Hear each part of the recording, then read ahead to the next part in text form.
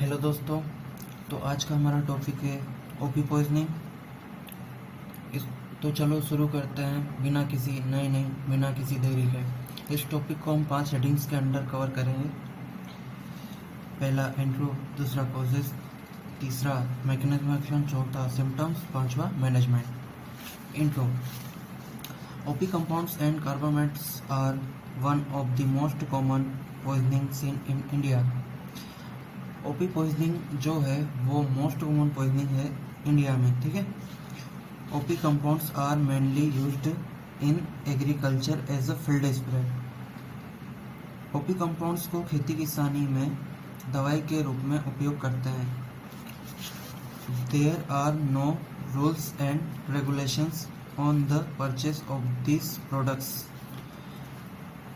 इनको खरीदने के लिए कोई नियम कानून कायदे नहीं है। जैसे आप दुकान पर शक्कर दूध खरीदते हैं, सेम प्रोसेस है। आप जब चाहे जितना चाहे खरीद सकते हैं। Therefore, OP compounds are a major cause of morbidity and mortality. इसीलिए यह एक मृत्यु दर का प्रमुख कारण है। कोजेस की बात करें तो इसके टोटल 4 कोजेस होते हैं। इंजेक्शन मतलब निगलना, या तो कोई इसको गलती से निगल सकता है या सुसाइड के पर्पज से निगल सकता है। इनहेलेशन, क्यूटेनस और इंजेक्शन। क्यूटेनस में जनरली किसानों को होता है जब वो खेत में स्प्रे कर रहे होते हैं, तो वो बिना किसी प्रोटेक्शन के स्प्रे कर रहे होते हैं। तो जब ओपी कंपाउंड्स उनकी स्किन पर गिरते हैं तो वो स्किन के थ्रू डायरेक्टली एब्जॉर्ब हो जाते हैं।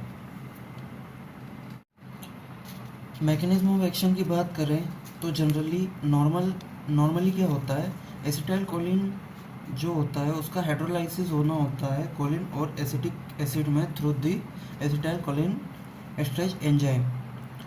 इसको ओपीपी कंपाउंड्स इनहिबिट कर देते हैं इरिवर्सिबली। तो इसी की वजह से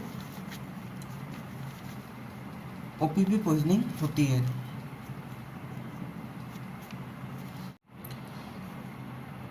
सिम्टम्स जनरली 3 टाइप के देखने को मिल जाते हैं। मस्करेनिक सिम्टम्स, निकोटिनिक सिम्टम और सीएनएस के द्वारा प्रोड्यूस होने वाले सिम्टम्स, ठीक है। और मस्करेनिक सिम्टम्स की बात करें तो मस्करेनिक सिम्टम्स को हम डम्बेल्स वर्ड की मदद से याद रख सकते हैं। डी से डायरिया हो गया, यू से यूरिनेशन हो गया, एम से मियोसिस हो गई, बी से ब्रेडिकार्डिया और ब्रोंकोस्पाज्म, ई से इमेसिस, एल से लेक्रामेशन, एस से सलाइवेशन। निकोटिनिक सिम्टम्स की बात करें तो इनको हम HMT से याद रख सकते हैं। H से हाइपरटेंशन, M से मसल वीकनेस, T से टेकिकार्डिया।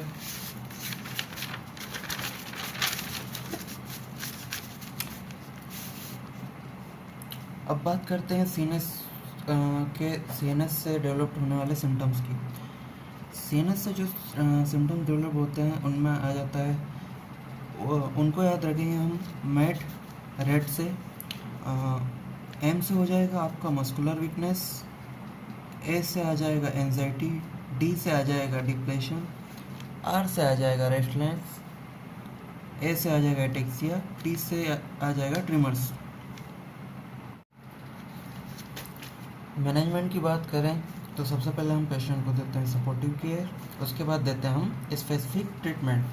सपोर्टिव केयर की बात करें तो सबसे पहले हमारा काम होता है कि पेशेंट को हम रिमूव करें कंटामिनेटेड इन्वायरमेंट से। तो उसके लिए हम करते हैं remove the contaminated clothes of the patient and wash skin with water.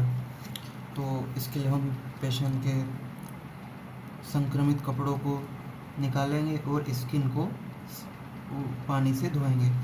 फिर हमारा अगला स्टेप होगा मेंटेन ABC।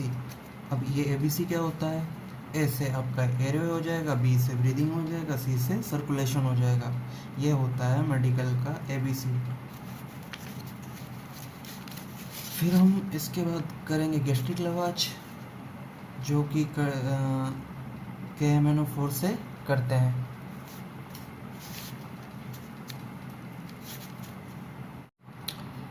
अब बात करते हैं स्पेसिफिक ट्रीटमेंट की। तो ओपी पॉइजनिंग का एंटीडोट होता है एट्रोपिन, ठीक है।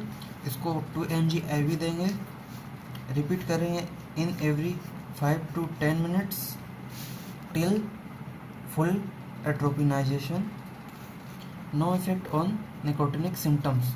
तो जो एट्रोपिन होता है उसका निकोटिनिक सिम्टम्स पे कोई इफेक्ट नहीं होता है। तो इनको सही करने के लिए क्या देंगे? निकोटिनिक सिम्टम्स को सही करने के लिए हम पेरिडोक्सिलिन देंगे, जो कि काउंटर करेगा निकोटिनिक इफेक्ट्स को। इसको हम 1 या 2 ग्राम यहाँ पे mg लिखना था, 1 या 2 मिलीग्राम IV 100 ml में 100